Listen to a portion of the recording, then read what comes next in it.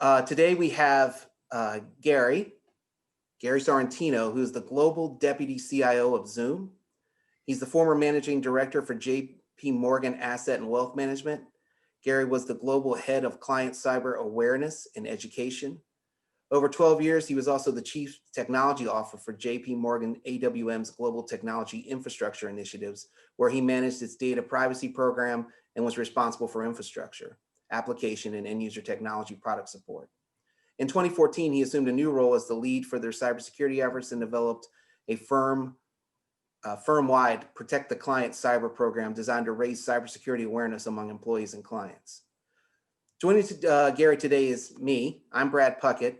I'm the VP of Product Subscriptions at Global Knowledge. I am also the Global Product Director for Cybersecurity at Global Knowledge. So I manage our cybersecurity practice, and I have a passion for the best possible experience for our customers and the best possible education that we can convey. So at this point, I'd like to begin by going through some pre-submitted questions that we had and allow myself to start working with Gary on these questions. In the meantime, you can go ahead and submit through the Q&A questions that you have while listening to the content we're discussing. So first of all, welcome, Gary. Good morning. Thank you for having me. Absolutely. It's a pleasure to have you today. One of the things that we had is we had some people come in and give us some pre-submitted questions. So I'll start there and I'll let you kind of go from there and kind of lead where you want the conversation to go from these questions. Sure. So around selecting platforms and setting up meetings, this is one that came in and said, when a business selects applications for their users, they consider many aspects like cost and security, ease of use. And when selecting apps to personally stay in touch, we also utilize what our friends, families, and influencers are using without second thoughts. Do you feel like this is the best practice, or is there a better way that we should be selecting our video conferencing applications? Is there a better criteria for these kind of things? And how should we be picking these platforms? Great question. Great question. And part of this came out of, we noticed that when the pandemic hit, we noticed a rush to corporate enterprise applications were being used for personal use because people needed to stay connected, and personal applications were being used for corporate use because people needed. So at the beginning of the pandemic, there was a bit about, okay, I'm using this at home, why don't I use this here? So it kind of was a mix. But it's a great question because I think there's a couple of things people need to look at. They need to look at first about the security of the product. And I think that's very important. How does the product treat security? But that's only part of it. I think also they need to look for products that are simple to install, simple to support, but also simple to show people how to use. A lot of the products that are out there today, Zoom included, has a lot of functionality, a lot of security functionality, but it tends to be like everything else. What did they say? Most people use Excel only use about 15% of the strength of the product. And so at the end of the day, if you're an Excel junkie like me and you do things, people are like, how do you do that? And I'm probably 20% of the product. So that extra 5% is the wow factor. So I think you have to look for things that are, like I said, simple to install, because the year of the 2-year projects are gone. We taught everybody in technology that we can miraculously pivot overnight and we can implement things. Then they have to be easy to support. And that's what a lot of the SaaS products are, easy to support, and they get companies running very, very quickly. But then they have to be easy to train. And again, it's not just about whether I can have a face mask on or I can have stars around my head in some of the filters. It really is starting to teach people how to do secure meetings and then moving on from there to functionality. So I think those are the criteria people have to look for. Wonderful. So many times it's easy to download an app without a second thought at what settings should be changed from the default settings, right? And at certain companies, some of the larger companies that I've worked with, this is actually an entire full-time job, right? Finding those kind of settings. So I think that's an interesting point. So if you're the host in a session, what settings should we be looking at around like waiting room or passcodes or muting or screen sharing? And what has Zoom specifically done around these things? So let's take the second part first, because I think it's out of order there. Let's do this. For Zoom, as the admin, so a company has an admin for Zoom, we allow them to go through the settings, security and functionality, and set them up either by enterprise, so across the whole firm, by group, or by person. So you might say, hey, I need to set these up where I want people to either do or not do certain functionality across my whole firm. Let's take for an example. You might lock the background. You have a corporate background and you say everybody can use this corporate background. They can't choose another one. Right. Okay. Then you might say, well, for certain groups, let's take like I came from the banking industry. For compliance reasons, certain groups can't use chat. So I can either turn that on or off. Mhm. And then for certain people, they don't need to do, like for people who are attending meetings most of the time and not hosting meetings, do they actually need to pass files back and forth? And so the first thing Zoom did was say, okay, let's teach the admins how to set these up. So we set it up by enterprise, by group, or by person. Really important. The next thing we do is we decide, okay, but if I turn this functionality on or off, do I mandate it or do I make it so, Brad, you could override it? Right. So if I say, hey, we prefer you to use this background, but you can answer something that says, well, but you can turn it off. Right. So there's many, many different settings. And you can see as the settings get on top of each other, you need to sit back and go through it. And one of the things we do is we use customer success managers, and they sit there and they go through the dashboard with people to show them, okay, here's the different settings and here's how they work. Now let's get to the second part of your question. Mhm. Now it's part of end user training. Everyone loves to just send out a link and people join. But the problem with that is that's not really secure. And it might be good enough if you're going to do it with, if I'm just discussing something with my brother or a family member and who really cares if someone joins. But at the end of the day, people need to look at how they're entering a meeting. So you said password. Yeah, there should be a password on it. So if someone gets my link, my number, my meeting ID, they can't get in without a password. That makes sense. If I'm doing a larger meeting and I want security, you mentioned waiting room, right? So the webinar had a waiting room, but the webinar waiting room today was more about putting people in a waiting room and you just open the door and let them in. You didn't say, are you you? Are you you? Right. So let's take an example. I was working with teachers and I said, let's talk about security. And she said, okay, very difficult. Not really. Let's talk about security. I said, what grade do you teach? She said, fourth grade. I said, well, I went to the fourth grade.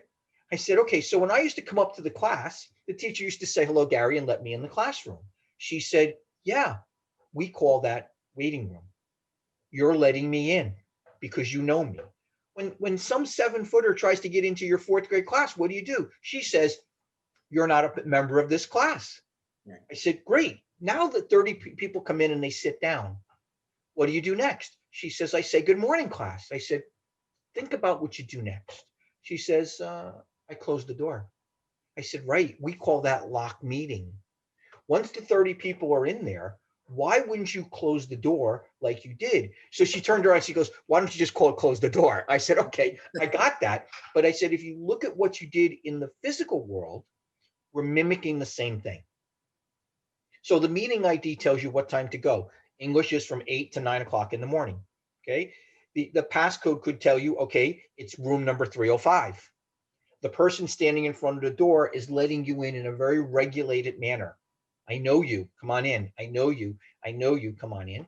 I said, and then after everybody's in the meeting, you close the door. She said, that's a great way to look at it. And so that's a great way to think about, how do I start a meeting? And how do I put controls in place that I do in the physical world, but I don't equate them to the virtual world? Right. Gotcha. So, Global Knowledge, Zoom is our virtual platform for our platform for all our virtual deliveries, right?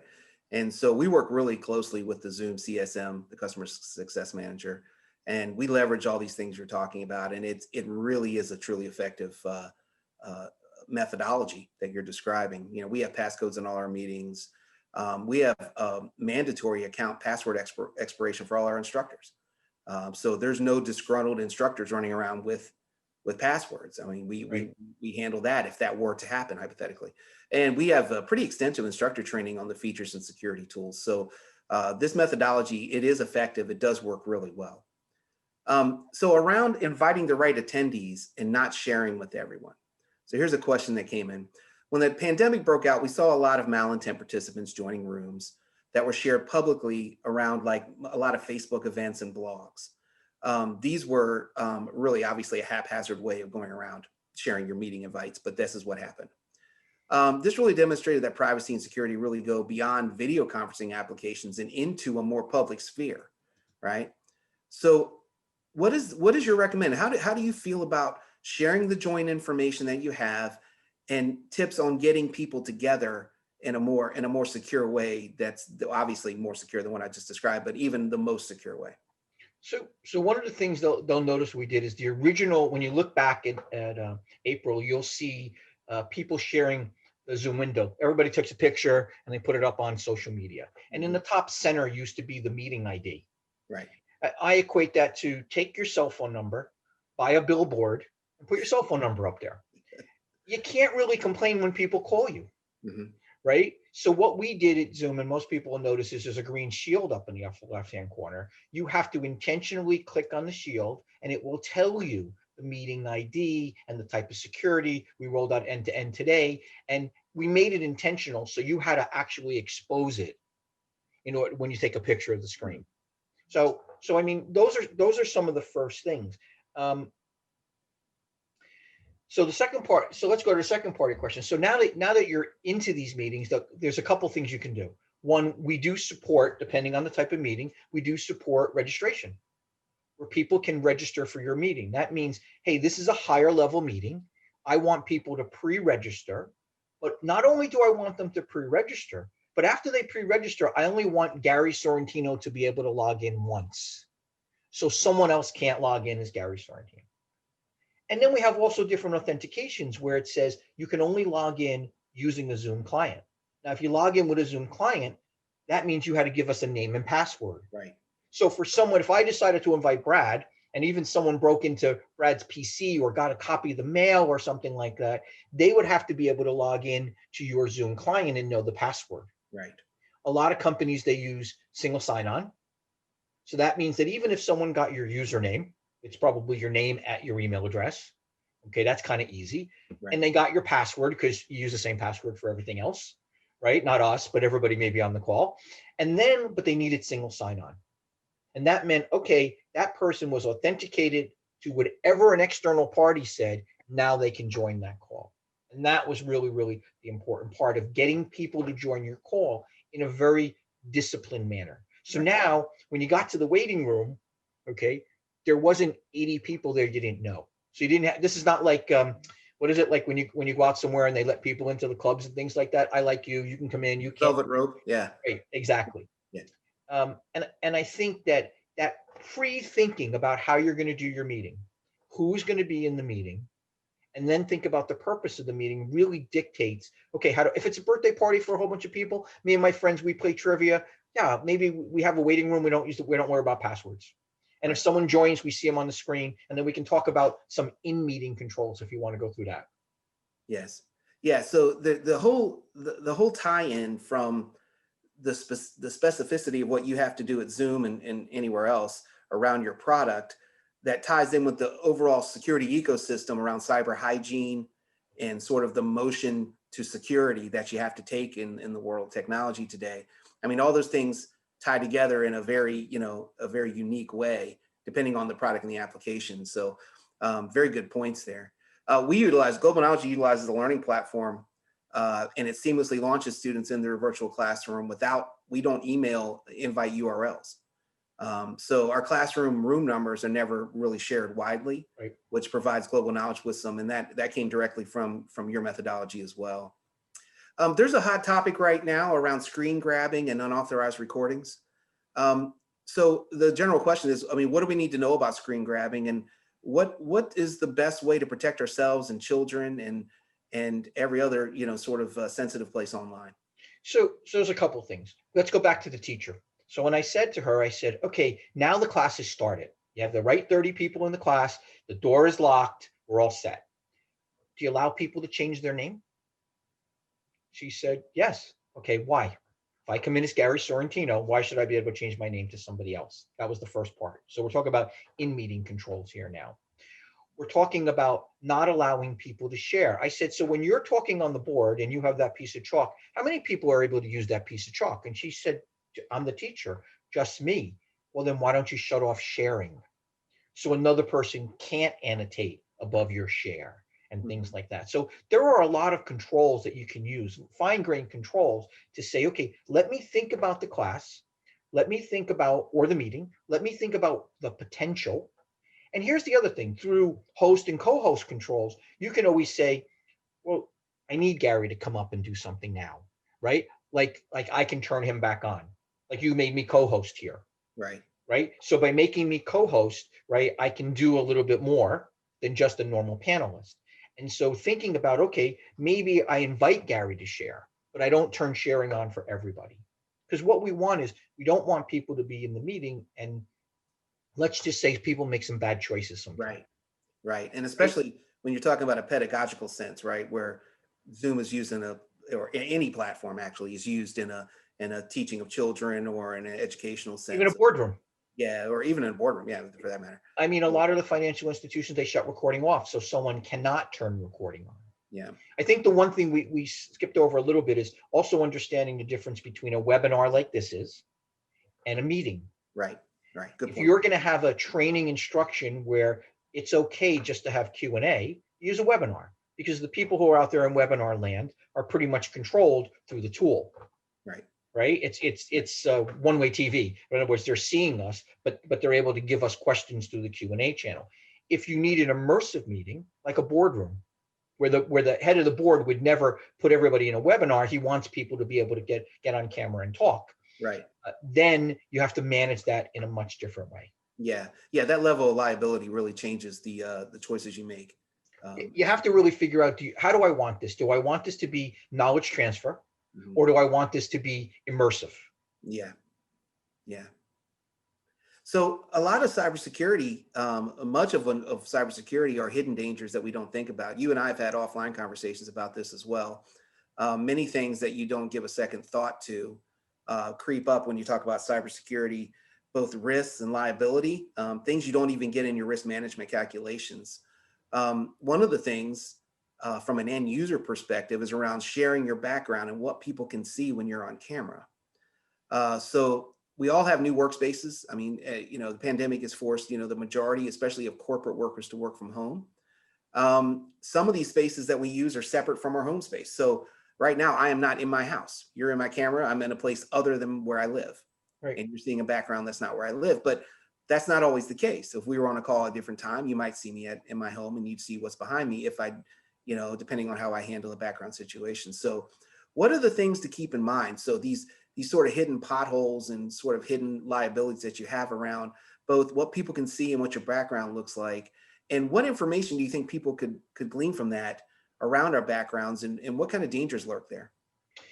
It's like anything else. You walk into we've been in cyber, both me and you, for a long time. We walk by someone's desk and we see the dog, right? We probably know their password is based on that, Yeah. right? So if the picture of, I don't know, pick a dog, Rover is sitting on the desk, we know that's a good place to start. So think about this now. The desk is a place that we went and we put things that we want to expose. The home is a place that we put things that we're not aware that there is now camera in our home. And so the backgrounds do a couple of things. One, you don't have to share your home. Two, you can make it so that you have a background like myself, or use one of the canned ones or something like that. And at the end of the day, it just makes it so that I'm eliminating people actually seeing something in my background, something benign. Right? It's something benign, right? If I want to be, I can tell people I'm a Star Wars fan, right? But it's great to just have something benign in the background that's not giving away, my favorite rock star or things like that, right? So this way, people don't know exactly things about us. The other thing is, it does eliminate seeing children and things like that in the background. So I think it's really a good idea to use backgrounds. It kind of protects your privacy a little more. You see too many things today. Sometime when you get on these Zoom calls, it's my workspace might be the left side of the couch. I might not have the ability to have a separate space where the background is like what you have, a bookcase and things like that. You'd be surprised. There was actually people who are looking at the books that are on your background. Oh yeah. And the type of books that you read and things like that. Mm-hmm. Yeah, which is one of the reasons I pointed out I'm not in my home. I'm in somebody else's. I'm in a location. So I think backgrounds are a good use. I think it limits that view into your home. you don't have to worry about making sure everything behind you is where you want it to be and things like that. I think backgrounds are a good case. Yeah, they're absolutely very helpful, and they can be entertaining and fun as well. But certainly they have a functional use and a utilization that'll work really well. What we do in our learning sessions in our virtual instructor-led training at Global Knowledge is everything's muted when you enter the classroom. So we leave everybody on mute by default when they come in. We encourage video, but we do not require that anyone turn their video on. Right. It is interesting to have a face-to-face interaction virtually. We find it's really powerful in the collaborative sense. But again, someone who does not, will not, or doesn't know how to use a background or doesn't feel comfortable sharing their camera for whatever reason, we don't obviously force that. But it's definitely something that it makes a difference in the session when they do. So we have to give very sort of explicit instructions around what needs to be, what needs to be done, and when they turn their camera on, and we definitely give people the opportunity to do that if they want to. I think the other thing, just to take off on that a little bit, is one of the things that Zoom did was, like every other application, there are controls all over the place. And you have to learn, if I go up inside my window, there are controls. If I go up inside the overall window, there are controls. But one of the things people will notice when they're a host is we now came up with what we call the security icon. And what we did is we put that in there. So this way you didn't have to look. Everything is 1 to 2 clicks away. So if I noticed that, Brad, you renamed yourself, right? I'll be able to rename you back, or I'll be able to eliminate you from the meeting very quickly. Sometime, look, at the end of the day, sometime it's like you said, coaching people that what I'm looking at in their camera is incorrect, and I'm going to stop their video. Right. I'm going to rechange their name. Right. But sometimes it's just about saying, for the sake of the meeting, I want to get this person gone. And so you can eliminate a person from coming into your meeting. Either they were inappropriate, either they weren't supposed to be there. And so you have a lot of control over what happens there. And so we put that all into one. And I think you're going to see Zoom's going to continue to look at things where, how do we take the controls and put them into very easily findable places? Because quite frankly, look, we're a company that rolls out a lot of new functionality, like every other company. At the end of the day, humans don't like to be trained.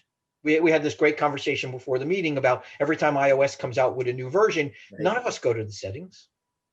Yeah. Right? We just assume that the vendor is going to set the phone up in a secure way. And there's a balance between security and functionality, as we've seen through our careers. And so that's why it's important to learn and to read the release notes about something that's coming into it. I don't know is not a good answer anymore. Right. Yeah, it's interesting because there's a wicked assumption there that happens, and one is that the vendor would set things up somehow in a way that would benefit you specifically when you make that assumption, which is crazy because the vendor cannot possibly know your scenario, your situation, or whatever. So their default settings could possibly suit you just fine, but most likely don't. And the second thing is, not all vendors, but some vendors are set up in ways that benefit them, not you, right? Their default settings are in scenarios that help them as far as data gathering, data harvesting, things like that, things that you particularly may not want. And this is, like I said, it depends on the application you're talking about, but specifically around mobile apps, you'll see a lot of that where it's set up to benefit them. And so you need to be, the awareness that you have to have around that after a .release update or any kind of upgrade. You need to look at those features because, even in the most innocent sense, the vendor is not ever going to be able to know what your best settings are. And that's why I'm glad when you said CSM, because for our larger clients, and that's what Zoom was about a year ago before pandemic, for the enterprise clients, we would train the enterprise clients on how to use the dashboard and make those decisions for the users. That's how big companies work. They make the decisions. You might be using a product that, and you used it in your personal life, it worked one way, but when you used it at work, it worked a different way. Someone else made those decisions for you, right? And then determined it. And then that was part of like what we had to do even with the .edus. We went back and, as you know, we went through our security overview for 90 days. And part of that was looking at the settings, like you said, and said, you know what, for this community, these should be off or on, depending on how you look at it, because let's start with putting passwords and waiting rooms on. And then if the user wants to shut them off, they have to make a conscious decision to shut them off. Right. And that was a better tack to take, especially as we entered the education community, as we entered the consumer community. Absolutely. Absolutely. So as far as recordings go, this is an interesting topic because, Zoom events are live, online events are live. And so there is a distinct, anybody who's ever worked in music knows that a live, performance of something is very different than a recorded performance of something. And if you listen back to a live performance, it may not sound nearly as good as you thought it did live. And so transferring that just to anything, we have sort of live events like this webinar. This webinar is being recorded and it will be sent out to the participants at the email that they provided. But we now have a permanent record of what we said on this call. And it's everything that's in here is preserved for, until it no longer exists, which in the data world is really never. It's going to be preserved forever. So sharing recordings and storing recordings and handling the best handling practice of the data recordings that we have of these sessions. What are the best ways to share them, and what are the considerations around storage of recordings and what kind of liability they may pose? Good multi-part question. So first of all, a lot of people record these recordings, and I think that's a good idea, right? Because today it is about knowledge, and not everybody can attend. I don't know about you, I get invited to maybe 20 things a day, and sometimes it's just 10 o'clock at night, it's a cup of coffee looking at some of the ones I wasn't able to attend, right? And I hope that people find the content interesting and to pass it on to people. So I think recording is a great idea. I think the second part is Zoom offers recording both on the cloud and local. So if it was a family event, you might want to just record it local and keep it on your own PC or wherever you store things in a secure manner. Our enterprise clients will move recordings onto their own platforms where they keep them, and then they have access rights to them. But again, a lot of the stuff today is public. YouTube's a great example. On Zoom is another product that you're going to see come out where people can share recordings either for a free fee or for a charge fee and things like that. So I think at the end of the day, you have to find the right platform for what your organization supports. And if you're a personal person, and whether you do, whether you're on a OneDrive or you have a SharePoint site or you just have cloud storage, through one or the other vendors, right? You just have to decide, I'll keep these where I keep my other important information. But I think what we've tried to say here is it's not I'll just do it that way. It's a choice. Right. It's about thinking about, okay, what is my choice? And the recording that I'm saving is for what purpose? And if it's for sharing it, well, then I need to put it on a platform where people can share it with me, right? If it's for my own consumption, well, then I'll keep it on a personal platform where I can only get it. Right. And things like that. Maybe mom's birthday over Zoom is something you want to share with the family. So recordings are big. So you want to put it somewhere where people can have a link and they can re-see it. But if it's just me and a buddy talking and at the end of the day, or maybe like a trivia thing and we recorded it, I might keep it local. So I think like what we talked about at the beginning is whether to record or not, and then whether to store it is a conscious decision, not just put it here. Yeah. Yeah. And I think with everything we talked about, it's about learning the product, right? Learning the pros and the cons, right? Of doing different things. Like some people will say, well, I turn on waiting room and it takes too long to let people in. Right. So maybe go to registered users. Right. Maybe go to authenticated users. Right. It's what's the analogy? You go to work. Right. You go to work the same way every single day. You've learned the right way, the efficient way to go to work. But there's a tree down. You don't go home. You find another way to go to work, but you assess the situation. And I think that's the same thing here, is that just like with the teachers, they had to make that segue into closing the door and locking the meeting are the same thing. Yeah. And getting out of it. I want to remind everybody if you have any questions, I'm asking these sort of pre-collected questions, but if you have any questions, go ahead and put them in the Q&A. We're so lucky to have Gary here with us and able to have this conversation. So if you have anything at all, I have a question I want to ask. Gary, and it's really around the opportunity to sort of discuss, pre-pandemic Zoom and the delta to now post-pandemic Zoom, and the incredible rise in usage around this type of virtual platform and demand on that. I'm kind of curious around, can you give me I don't really have any specific things other than what your world was like in March or February versus, what the Zoom world is like now. So I think pre-pandemic, we were probably, I think these numbers are public, we were like 30 million users a day, active users a day. And I think now we're up to 300 million Ooh. a day. So it's gone up quite dramatically. Mhm. Um, Zoom, we during Zoomtopia, I hope everybody saw Zoomtopia, and if not, some of the recordings are really great. There are a lot of good interviews with a lot of people. But one of the things that stuck out was, and I got here last December, so I'm almost a year. So I saw Zoom when it was an enterprise play, and that's what Zoom was, and the enterprises were their clients. And as they morphed into smaller companies, EDU, healthcare, and education, personal, consumer. So I've seen the change over there. But one of the gentlemen said, what did he say? He said, Zoom has become the communication fabric for the planet. Yep. And it really has. The good news is that it's easy to use. People can get onto the platform very easily. It's a great freemium version, so you can go onto Zoom if you don't mind the 40-minute limit, full functionality. We're working on security every single day. We just rolled out this morning. The press release was put out. It came out minutes before I jumped on the call with you. Is our end-to-end security is now enabled for general availability across all our different licenses, and that's just one more step to making things secure. Yeah. So what we're doing is we're evolving with our clients.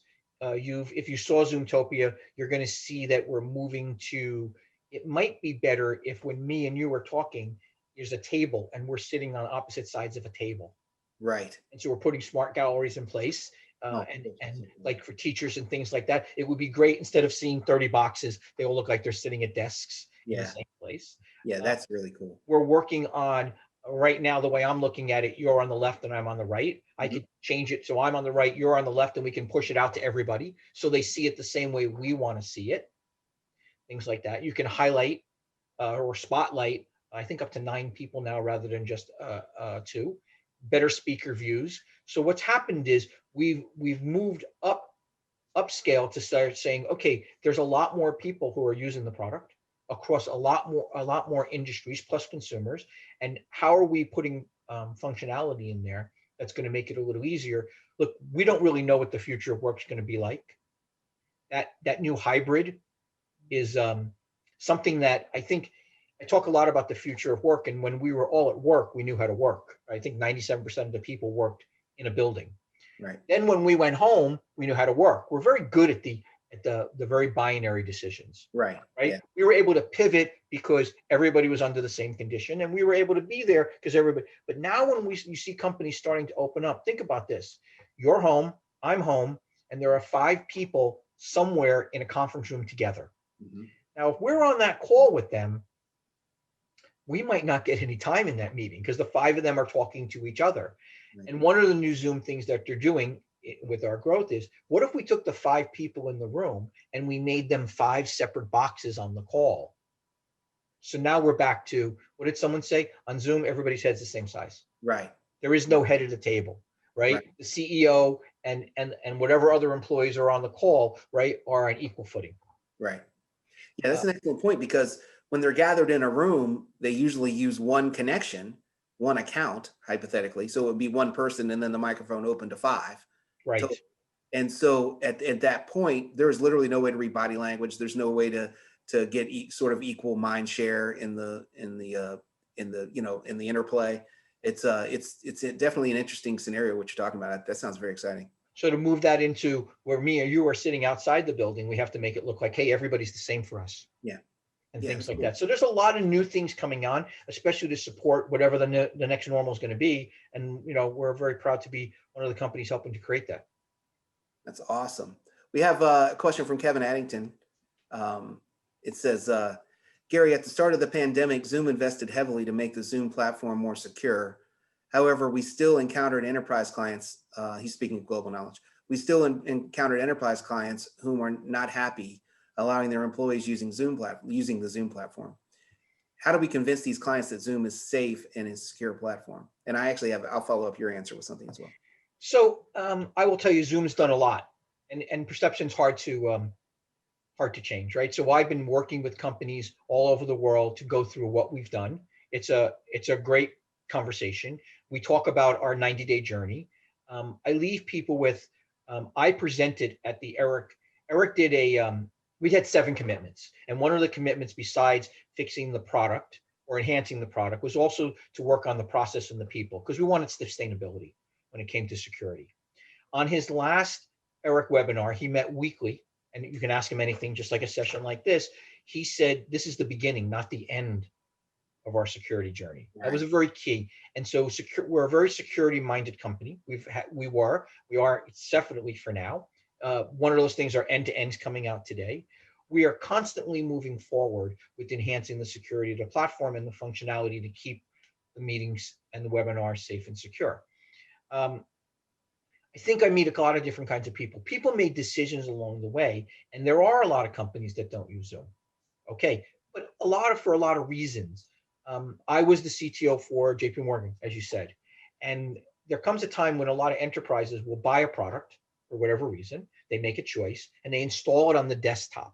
It is, it is an approved app.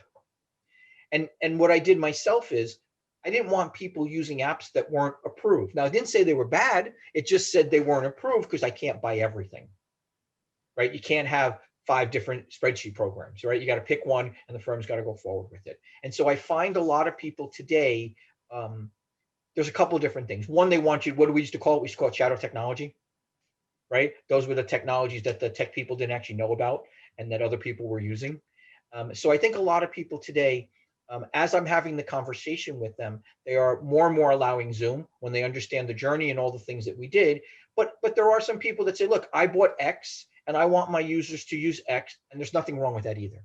Yeah. Because at the end of the day, right, when you run large scale enterprise applications, there has to be a little bit of control.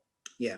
Right? You can't train your people on using every single product right. at the end of the day. Now, that said, you also have to be nimble enough to be able to use the product in a way where you have to join third party. Look, every single client I meet, every single webinar I speak on, sometimes it's not Zoom. Mm-hmm. Sometimes I have no background because certain products don't have a background, and I have to run around and clean up behind me to make sure it's it's ready for camera ready. And got to find a white wall. Yeah. Got to find a white wall, or I got to put a green screen up or something like that, right? So at the end of the day, I think it's just a matter of teaching people what we did, explaining what we did, and making them understand that we really are a security-minded company. Yeah. So one of the things that I think is interesting is, there's a very famous story about they were sending bombers out in World War II, and they would come back, and the engineers were figuring out where the holes were in the fuselage and the wings, and they were reinforcing that area because that's where they were getting shot. And then one of the German engineers came out and said, well, you're looking at the planes that came back. You need to pay attention where they came back, where the holes weren't, because we know if they shot them there, they went down, right? You're reinforcing the wrong part of the plane.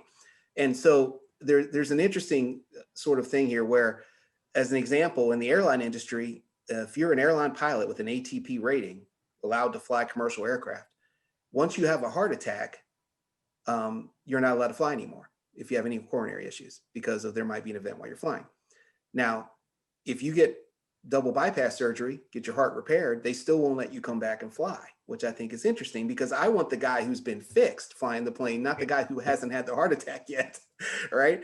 And so one of the things about Zoom, and specifically Zoom as a reaction, is, security challenges and sort of some things you have to work through, which every company has. We have them, everybody has them.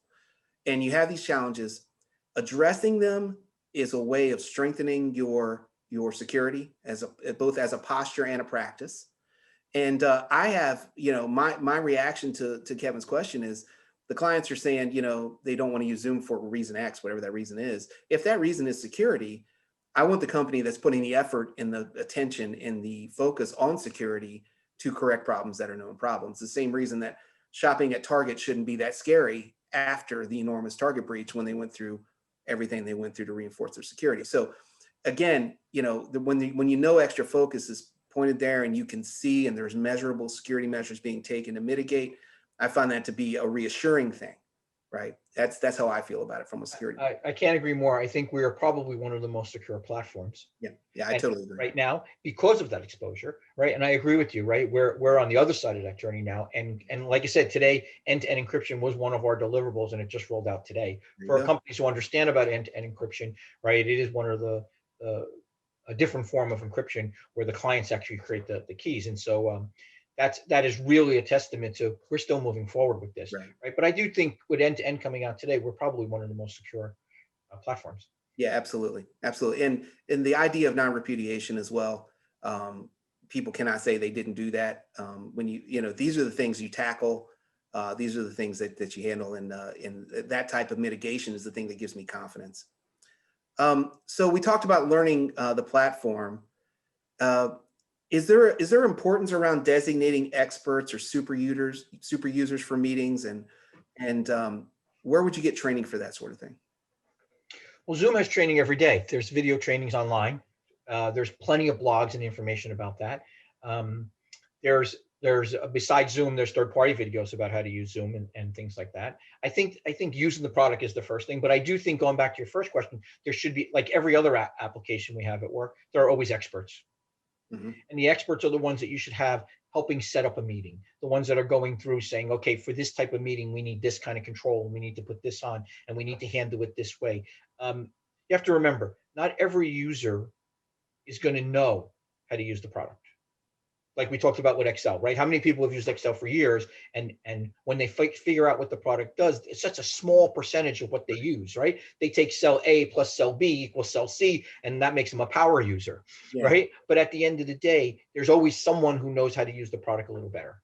Yeah. And so I think having champions, working internally to have training, to understand how to use the product. There's a lot of online training.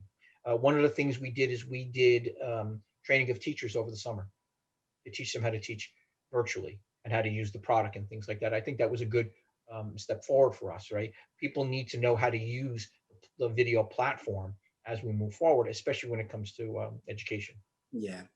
Yeah, we have a Zoom product owner. Her name is Courtney.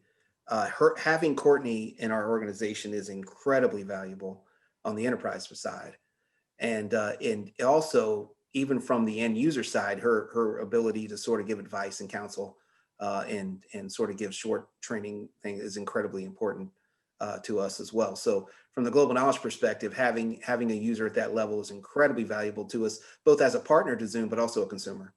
And to keep up with the changes, as we talked about before, constantly changes are going to come out, and understanding the changes and how they impact the product is very important.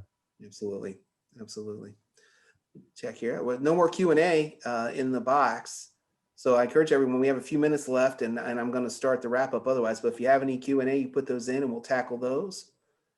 Otherwise, I'm going to extend my heartfelt gratitude to Gary for being with us today. His background experience in the industry is just phenomenal, and his ability to impart this kind of thing to us is really valuable. So Gary, we really appreciate it. Excuse me. Let's get that. There you go. So we would like to thank you guys for coming to our webinar. As a reminder, you can go to our website and check out additional information. There's free content, webinars, articles, etc. Lots of videos, links to some of our YouTube content. I'm in some of it if you want to watch me talk some more. And for more information on how to sharpen your skills via our Polaris subscriptions. Polaris is the flagship product offering at Global Knowledge. It's an unlimited access to on-demand and leader-led courses. For one price, 12-month unlimited access at 3 tiers. We have an on-demand foundational tier at $99. We have an on-demand intermediate tier with vendor authorized contents at $399. And we have an unlimited virtual ILT on the Zoom platform, actually, our classes. Virtual leader-led classes at 12 months unlimited, over 300 leader-led courses in there. You can take as many as you want within 12 months. So Polaris is our flagship offering. We're happy. You can read more about that at the Global Knowledge website as well. So those are just a few of the highlights. You can go check that out at gkpolaris.com. I hope everyone enjoyed the webinar today. I want to thank Gary for his contributions and for making time to be with us here today and everything that he shared. And I hope that each of you has a great rest of the day. Thank you for your time. Thank you so much. Take care.